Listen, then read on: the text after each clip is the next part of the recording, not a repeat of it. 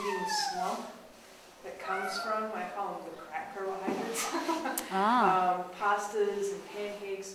The more conscious I've become of these foods that everybody claims are so filling, you know, oh yeah, they stick to your ribs, you know, these are good hearty foods.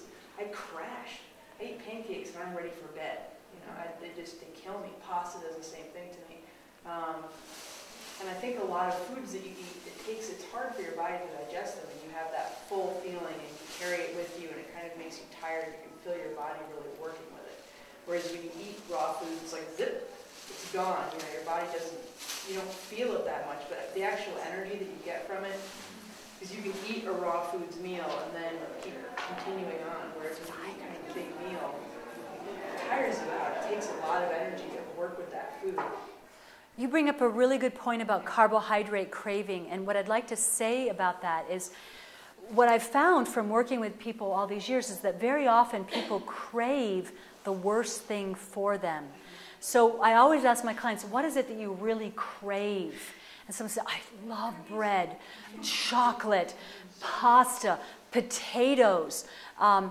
And why would our body sabotage us in that way? Why would we possibly crave something that is not good for us? And what I learned from taking nutrition at Naropa, so the teacher did have a lot of good things to say as well. One was that when we eat something that we're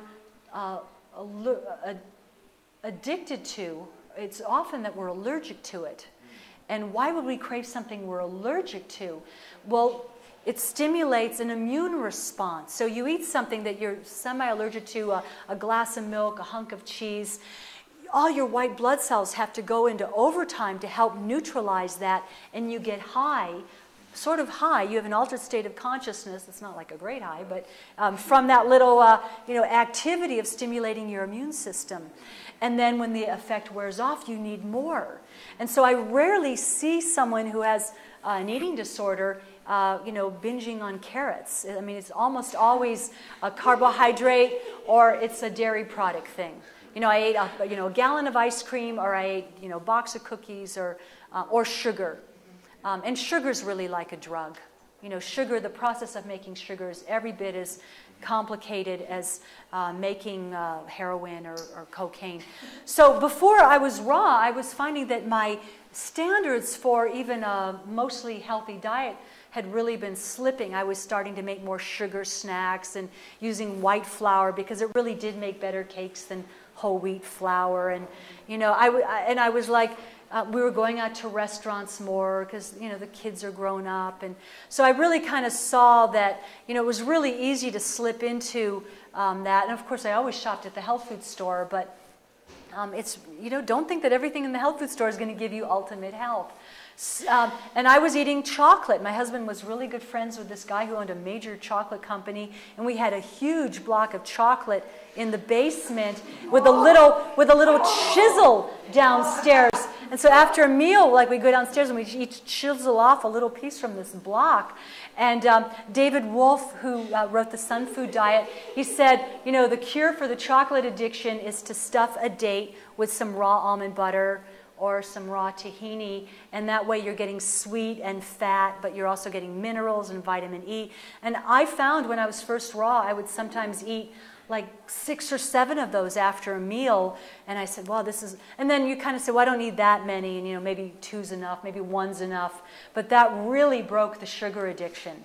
And I was really happy with that. That was a great trick because I admit that we were sugar junkies and chocolate junkies just like so many other people. And it's so easy to happen. And, a lot of the, food, it's organic. It supports the Indians in, Guatemala or something like that. I mean, it was really easy to kind of buy into the social causes that went along with it. And it's like, yeah, like, I should drink this coffee. They're ethically harvested or something. But, that's a good step. And yeah, the planet needs that. And people are at different steps along the way. And I respect all of it. And I'd rather focus on, the good and the similarities that we have. But, if you're here, I'm just, glad that people are open to, taking it to another level. So your next book, The Secret Life of Well, I have a new book coming out any day called Sex, Love, and Health that I wrote during my raw transition. So it really talks a lot about raw foods, but it also has the herbs and the vitamins and all that. And then I have a book at the publishers right now called Rawsome, and I'm starting to write a novel. And it's really based on my life living in the teepee and having my children and my association with you know, the hippie commune years. And it'd be nice to hear this. I don't know. I think you'd tell the plane crash. I have a lot of stories I want to write down. Yes. So if you start with raw food, then you first go through a big cleanse or what? Then you do, you know, I also imagine raw food like cauliflower, so it's always so bloating. I don't know, it's just well, that's a very good question, because I used to tell my clients foods in the broccoli family, the cabbage family, broccoli, cabbage, cauliflower, Brussels sprouts, mustard greens, they're famous for causing bloating. They do have a lot of sulfur in them. And I used to tell clients, if you have digestive problems, don't eat raw broccoli, cabbage, cauliflower, and so forth. But I've learned something, and that is that those foods tend to work as an intestinal broom.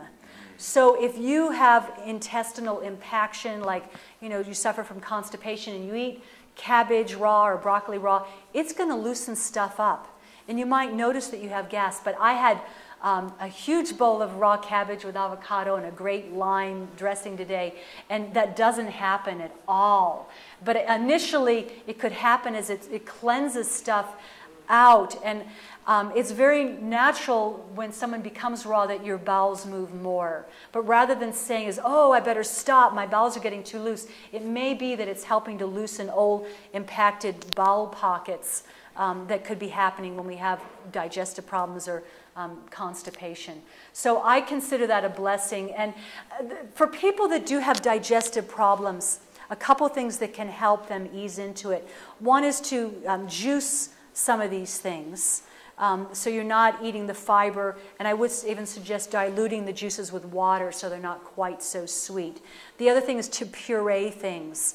So let's say rather than eating a cabbage soup where you're eating big chunky pieces of cabbage, if it's pureed and maybe there's some nicely chopped carrots in it, the fact that the food has been pureed will make it easier to digest.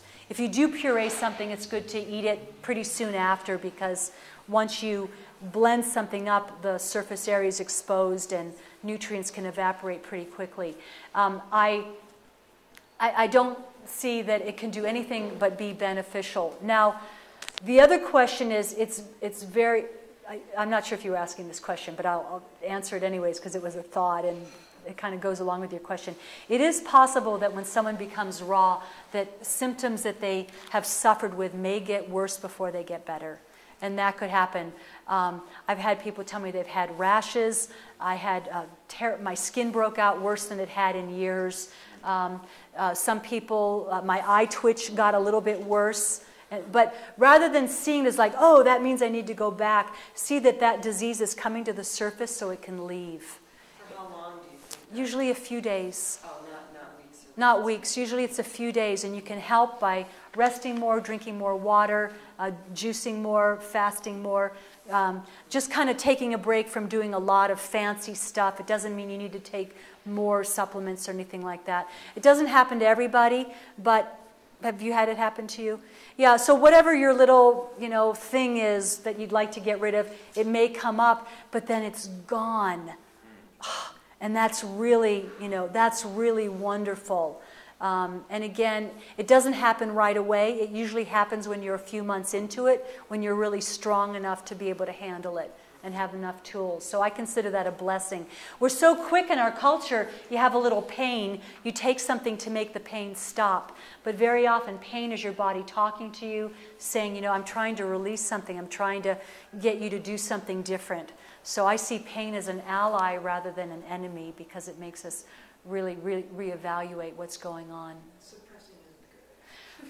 And another factor, I didn't mention this earlier, another study that's been found about eating cooked food is that it stimulates white blood cell production.